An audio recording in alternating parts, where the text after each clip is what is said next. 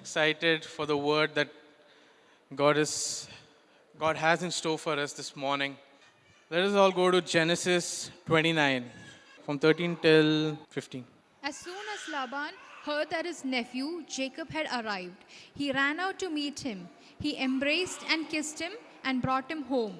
When Jacob had told him his story, Laban exclaimed, "You really are my own flesh and blood." After Jacob had stayed with Laban for about a month, Laban said to him, "You shouldn't work for me without pay just because we are relatives. Tell me how much your wages should be."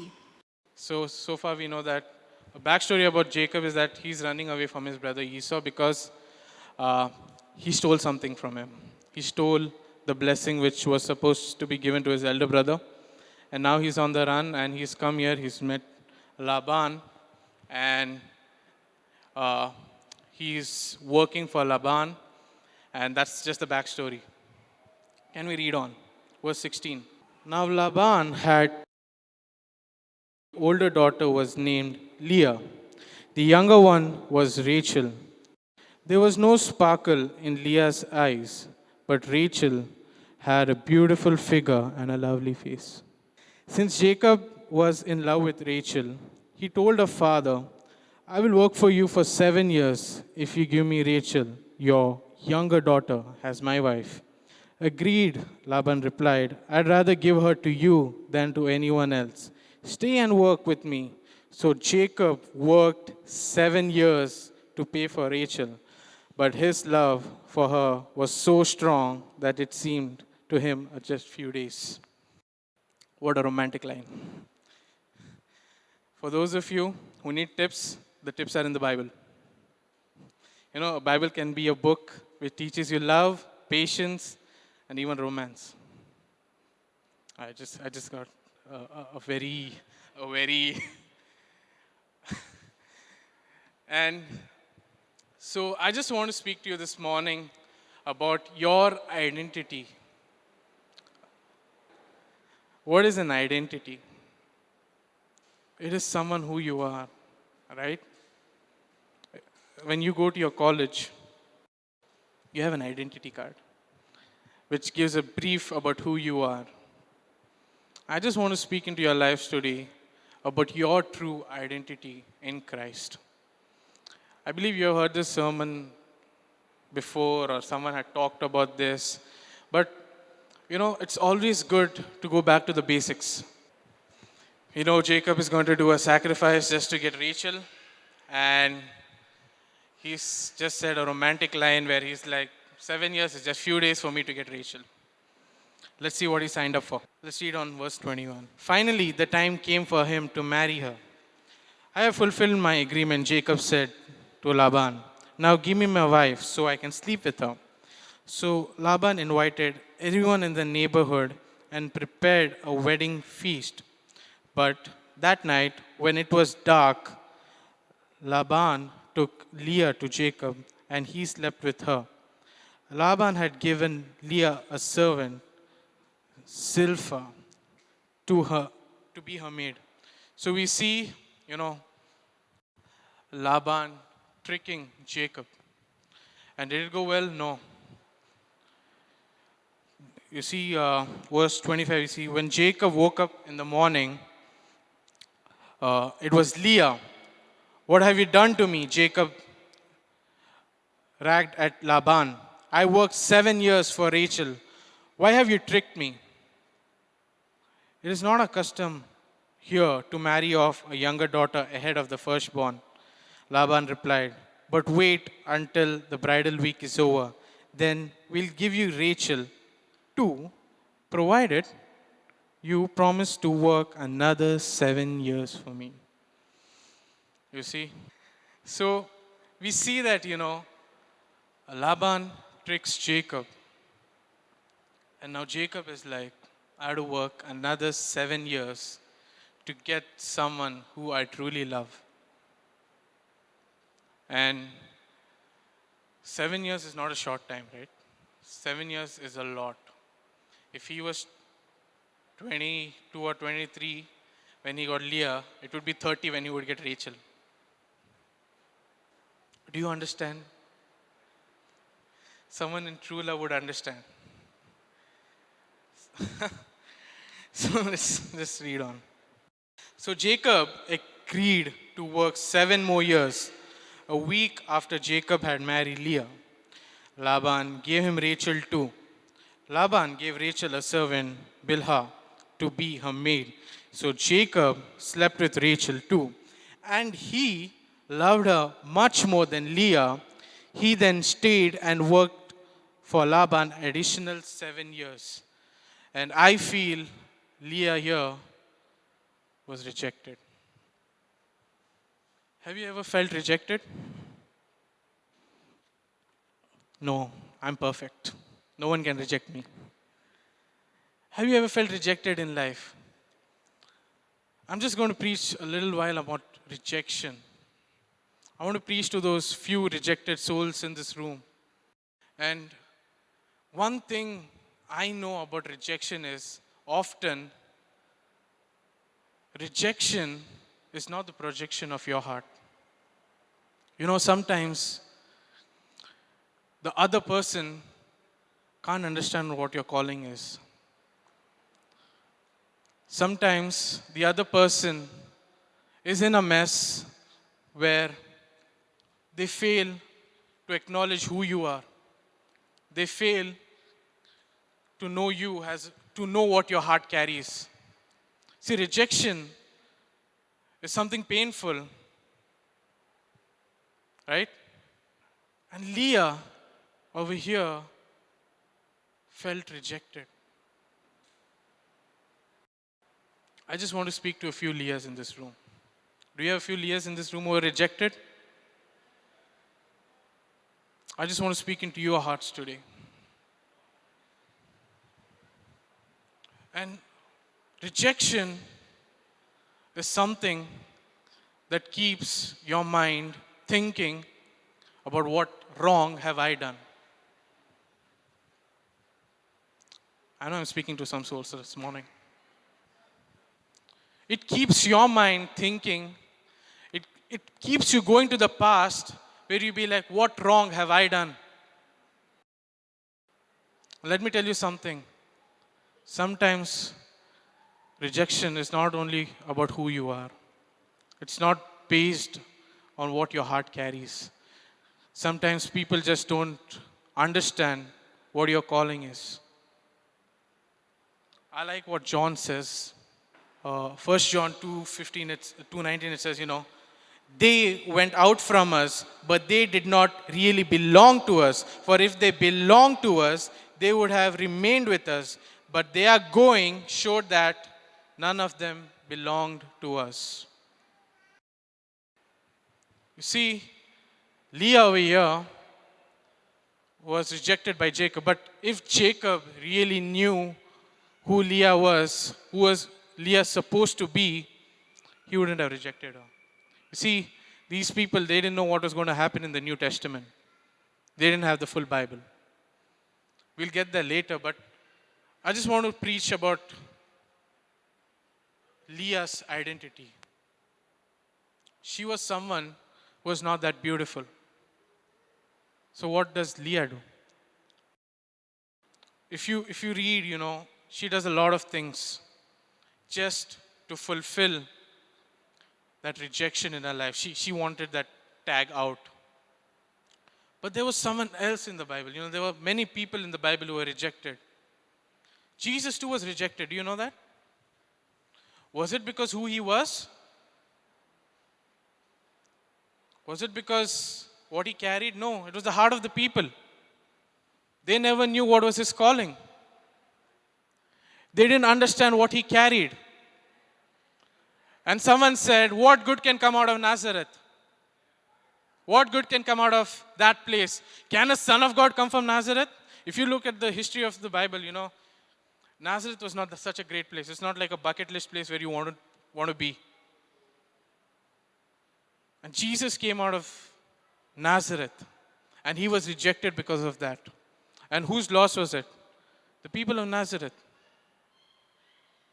They didn't witness the signs and wonders that Jesus could do. Because they thought maybe No, he's from Nazareth. I don't think something good can come out of that city. How can the Son of God come from there? Even David was rejected.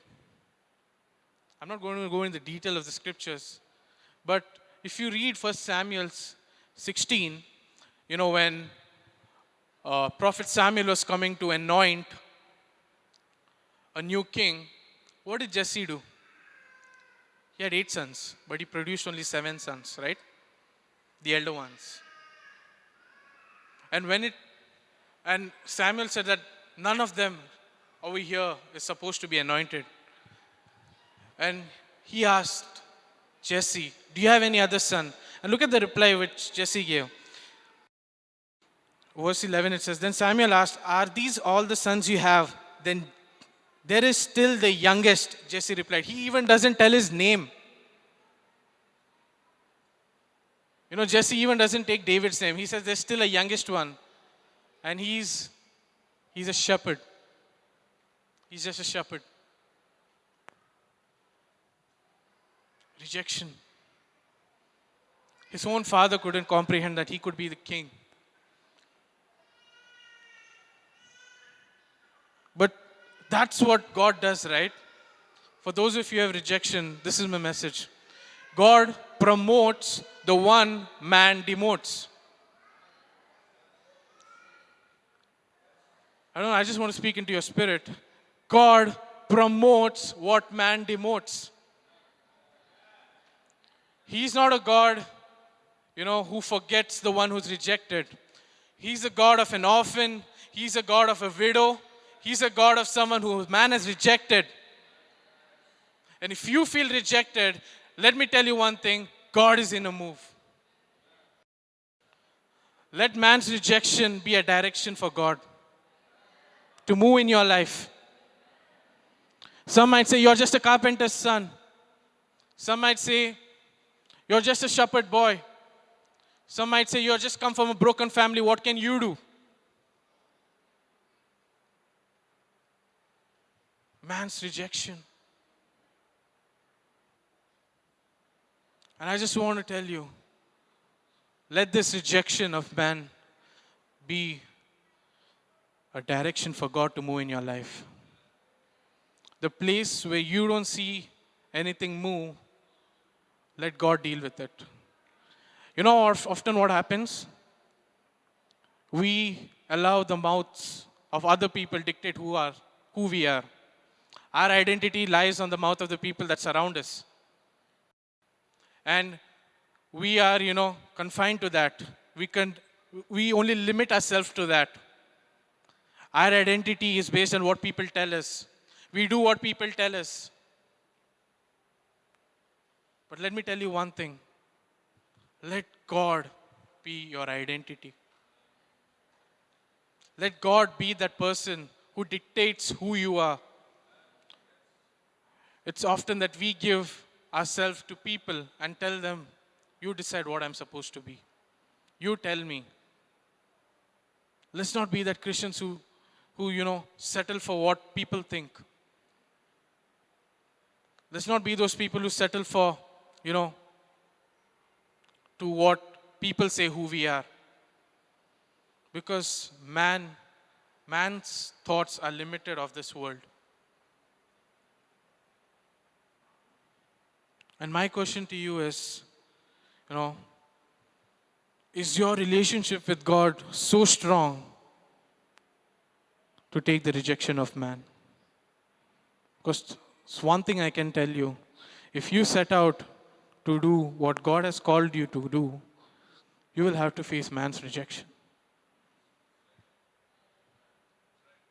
Some of you might be facing it. But let me tell you one thing. If He's called you, He's able to fulfill what He's called you to. If He's called you to do something, He will make sure that He takes you there. But are you ready to get into that process? Our reactions are always different. So was Leah's. Let's read what Leah does. Verse 31.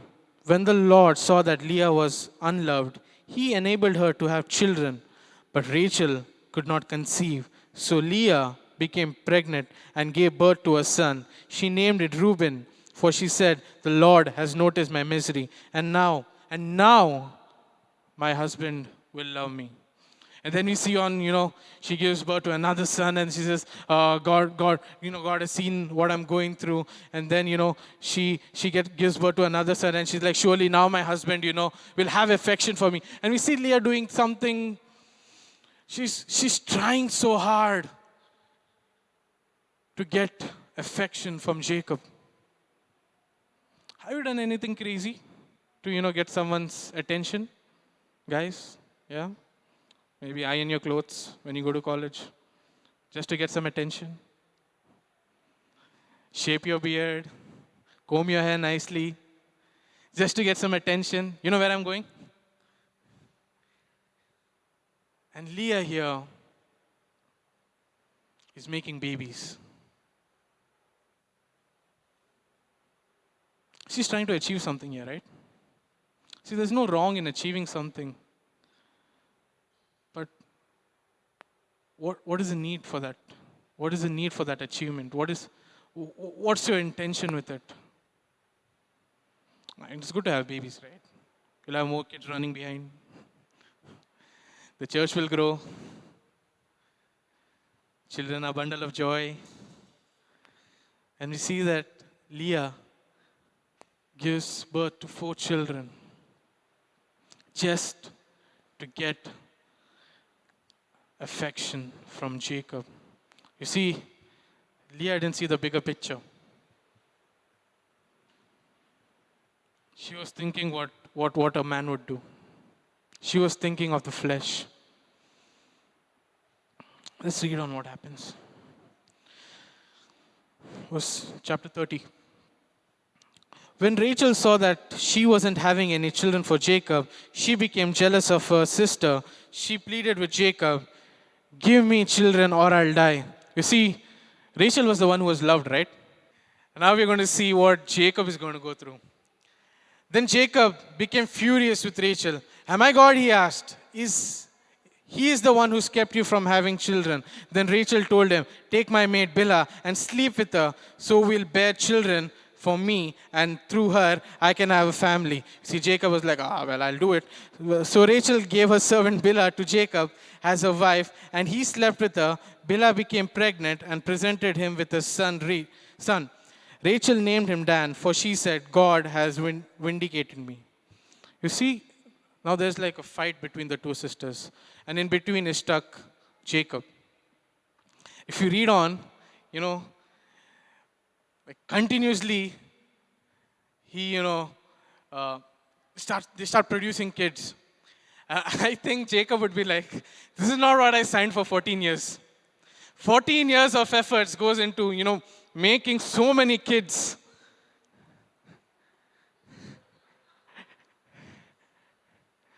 And he has to now sleep with his servant." Jacob might be thinking, "This is not what I signed up for 14 years, 14 years of my efforts." And you see that Leah and Rachel are different, but trying to get one thing. They have their pros and cons. The pros about Leah is she can conceive children, but she's not beautiful. The pros about Rachel is she's beautiful, but she can't conceive children. And both sisters are on a race. I wonder how many of us are on a race to do something which we're really not called for. Trying to satisfy people rather than knowing what God's plan is for us. We confine ourselves to the ways of this world and forget the plans that God has in store for us. We want God to move, but move in the way we want Him to move. That's not how it works, church. That's not how it works. It's up to you. You can either go with the ways of the world or stick with God. It's not that God is going to abandon you, but you will never really know your true purpose when you are involved in the ways of this world. See, true purpose comes from God, not man's ears or mouth. True purpose doesn't come from man's mouth. If you take, if you listen to what man says, you will be limited to what the world could do. Shawnee said last week, Jesus said, you can do more than me.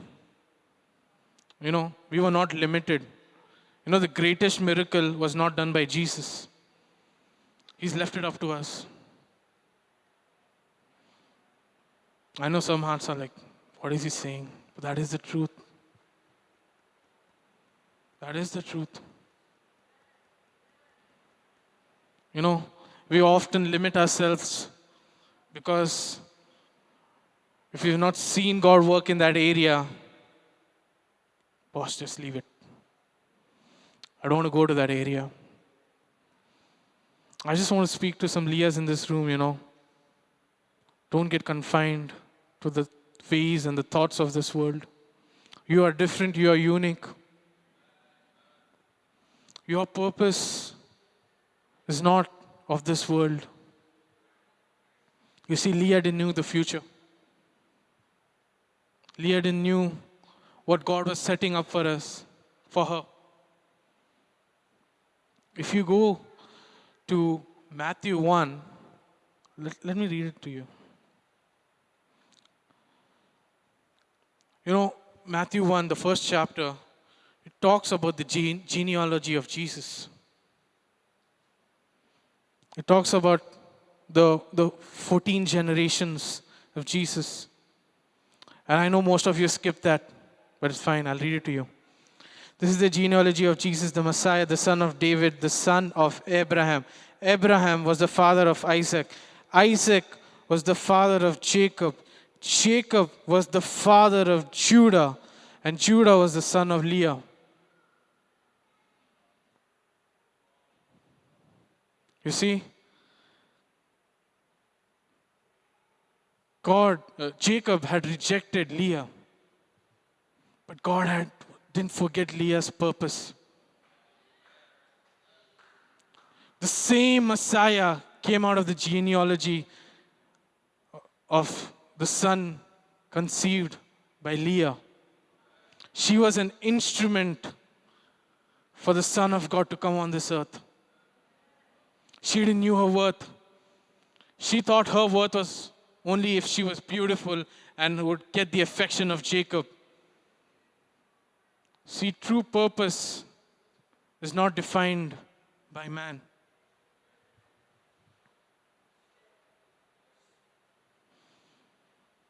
I don't know how many of you have lost your way. How many of you are struggling trying to satisfy things where you really no need to satisfy? I don't know how many of you are being, pleasers of other people. But I want to tell you that God has a plan for you. You might not see it happen, but He is in the move. I don't think Leah knew about this, what God had in store for her. So she kept on producing babies. She kept on producing just to get acknowledgement from Jacob. And we often try to do something just to get an acknowledgement from other people to show that, this is my identity. And this is what I want to remind you all, that your true identity is in Jesus. Your true identity is in the Son of God. And He's made you His own. He's made you His own child. I just want each and every one of you to forget who you are of this earth. and ask God for your true purpose and true calling.